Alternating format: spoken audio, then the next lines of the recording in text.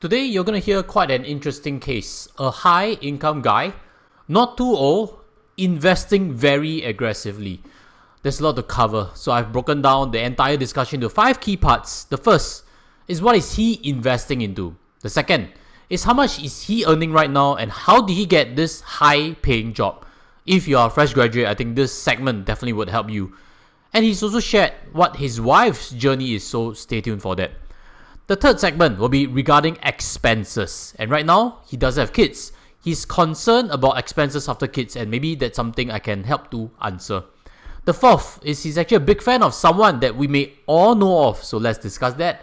And lastly, the fifth part is why he feels he's being looked down, which is also his price to pay, and why he's on this very unique path. So with that, let's roll in the intro video. Hey Josh, I've been a follower of your YouTube for quite a while. Was wondering if you could do a case study on me via YouTube, being anonymous. That's why I've shaded away some portions and I've modified things to make it a bit less obvious who he may be. Again, if you are keen to share your case study, look for my links below. I'll be collecting case studies, especially good ones, to share on financial perspectives and how we can do financial planning a bit better here in Singapore. So as always, if you like content like this, smash the like button early because you know I have the goods. I have quite an aggressive equity portfolio. 100% invested into QQQ and QQQM and another 48 units of QQQM. CPF 95,000 plus has been invested into Endowus S&P 500. By the way, QQQM, if you haven't heard of it, it's a lower traded ETF also on QQQ that has lower fees. So supposedly it's better for long-term investors if you want to just buy and hold. And our S&P 500 is via Lion Global Infinity US S&P 500 Index. This fund actually tracks the S&P 500. Top holdings in S&P 500 are also going to be Apple and Microsoft. There is a strong correlation between QQQ, which is Nasdaq, and S&P 500. Although S&P 500 has other industrial names like Procter & Gamble, like Johnson & Johnson, like ExxonMobil and JP Morgan. So there's a bit more diversification in S&P 500. I'm bullish on tech in the ultra long term, 20 years minimum, and I'm willing to stay the course. Even if QQQ falls 50%, I will hold. Actually, this is good. When you buy the equity components, you need to understand that at some points, it will look terrible. Back then in COVID crash in March 2020, equity indexes all dropped by 30 to 40%. So before you buy, make sure you can stomach paper losses because we never know when a crisis will happen, and usually it comes when it's least expected. So from the surface, I think what he's investing suits possibly his risk appetite. So let's read on further. I'm confident that no other environment in the world has as high quality tech scene, products and people as the USA, hence my focus on QQQ. My long-term horizon is to coincide with age 55 when CPF is above FRS and it can be unlocked. So this investment in QQQ and amounts above his FRS seems to be his plan on how he's going to fund his retirement. I do understand right now S&P 500 has performed remarkably well in the last 10 years. If you check around robo portfolios, many are allocating towards there. If you check around world indexes, the overweight for US seems to be higher than ever. If you check S&P 500, Big 7 now control a bigger percentage than ever. I get the confidence. And if you do a dollar cost averaging like what this guy is doing, a hypothetical 10-year journey could be like this. Slowly you accumulate it, and as you see the stock markets climb higher, your portfolio will grow exponentially. That is the magic of compounding, correct? Your portfolio is that blue line at the top over there. Then that straight orange line is actually the capital. And last but not least, the grey line is the profits. So everything looks very nice there. It reinforces if you are a long-term investor, you are likely going to get rewarded well. But I'd like to also pull back on over-optimism. If you were an investor in S&P 500 from 2003 to 2013, the picture looked very different. Back then in 2003, there's a few years after the dot-com bubble has popped. S&P 500, which owns US multinational companies, was deemed as boring. Don't believe? You can read out on literature back 15-20 years ago. If you plot a dollar cost average graph, you would realize that a 5-year investment from 2003 to 2008 will still have yielded losses of close to 20%. Take note again, US was already a superpower back then, not very different from what it is today. And the reason I'm bringing up this as a story is that we never know what will happen 15, 20 years down the road. What seems sexy now will not be sexy next time. What seems a sure win right now typically becomes a loss. So what exactly was sexy back in 2003 to 2013, correct? That was none other than emerging markets. What? Emerging markets, correct? China, India, Brazil, Russia. Russia right now, total capitulation. No one would have forecasted that. China right now, more wealthy but more unstable than ever before. An emerging market dollar cost average investment would have yielded far superior returns simply because US was deemed as low growth and emerging markets was deemed where high growth is. Very different from what it is today, correct? Because tech is supposed to be the high growth space. What if 15, 20 years later, emerging market tech is the high growth area? Nobody knows for sure. Again, I'm not saying S&P 500 is not worth investing into. I'm just cautioning against over-optimism and overconfidence that one investment approach would last you very well 20 years later. The key story is we never know, and it's probably better to be diversified. Let's move on next to the second segment, how much he's earning and how did he get his high pay job. He's currently drawing $14,000 and doing a dollar cost average of $5,000 per month. Fantastic. Keep that up regardless of what I critique on the investment. If you are investing anywhere consistently, I think it's still better than sitting pat on cash. And when he gets quarterly bonuses, he even does a bigger dollar cost average.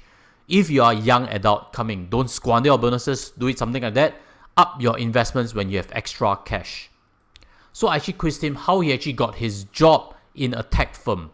Take note again right now, tech firms are the more generous payers. Back 20 years ago, you'll probably be hearing that tech firms are not paying as well as banks and even oil and gas companies.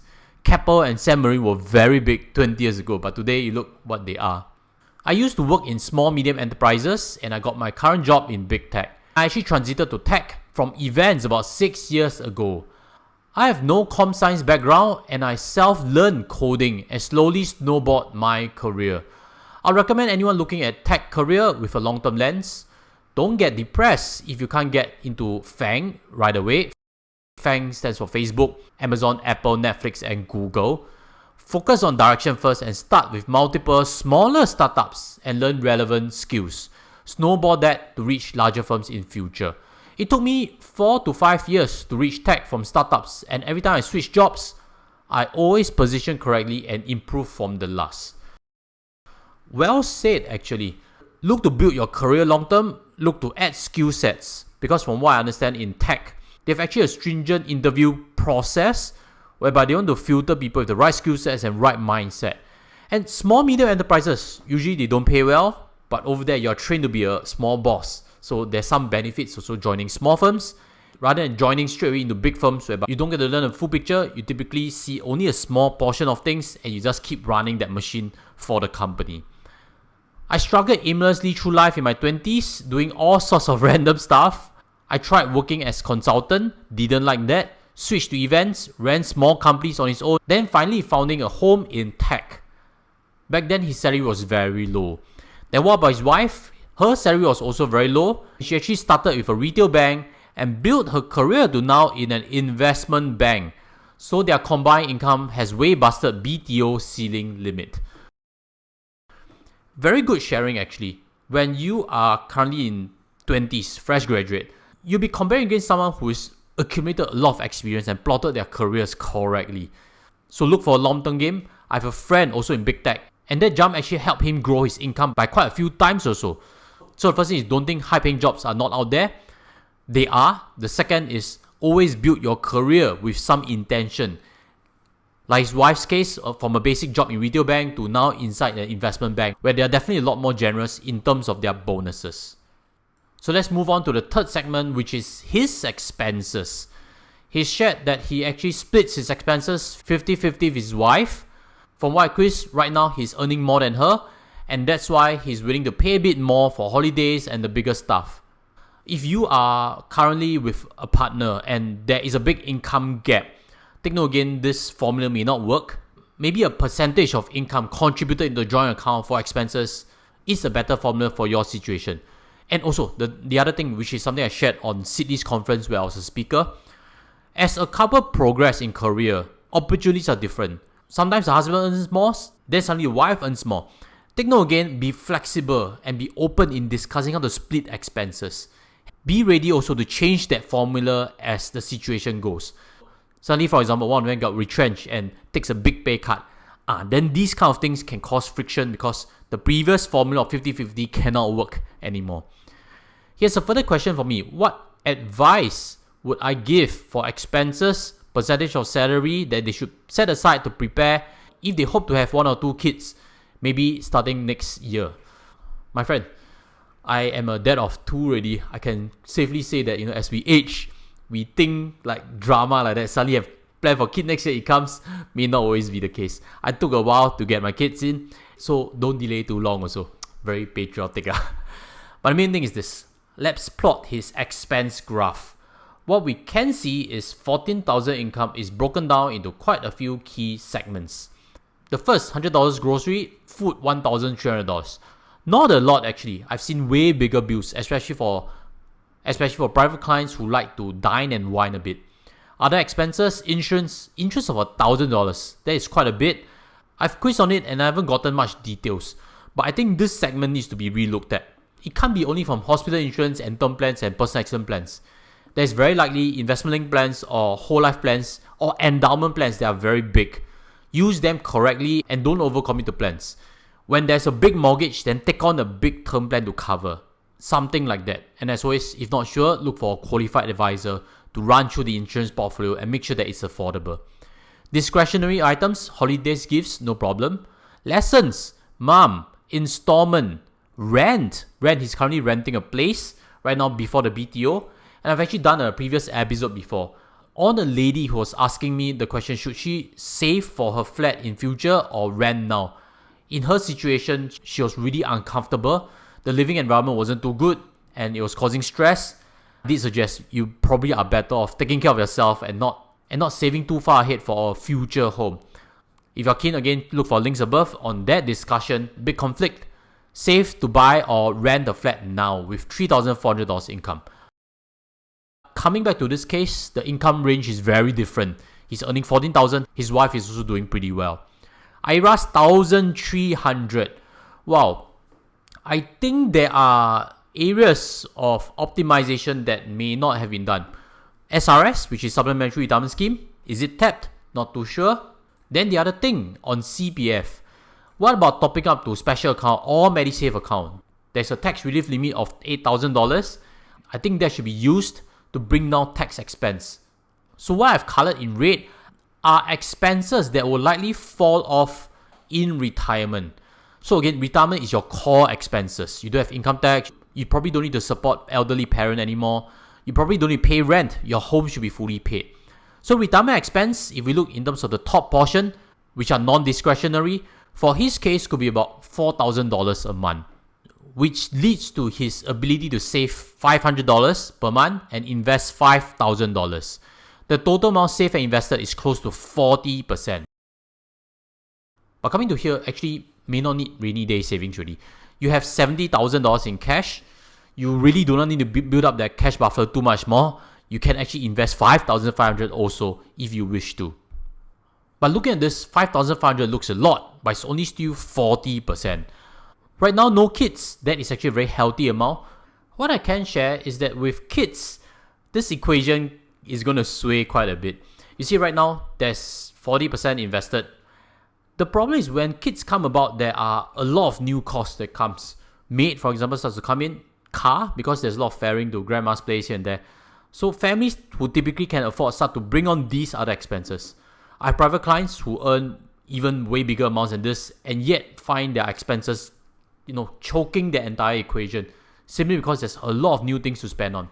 When kids go to preschool, for example, a private school will cost $2,000 a month. One kid, $2,000. 2 kids, that'll be $4,000. So the cost really does climb quite a bit. And it may not be as easy to save. And typically, sometimes one parent starts to take a back step in terms of career to spend more time at home. Then again, the income drops while the expenses start to climb. So again, now it looks very easy, the equation. But when kids come about, family building comes about, the monies get put all over the place. And the ability to invest $5,000 per month may evaporate. So it's also good. Right now, invest very aggressively. Pour as much as you can.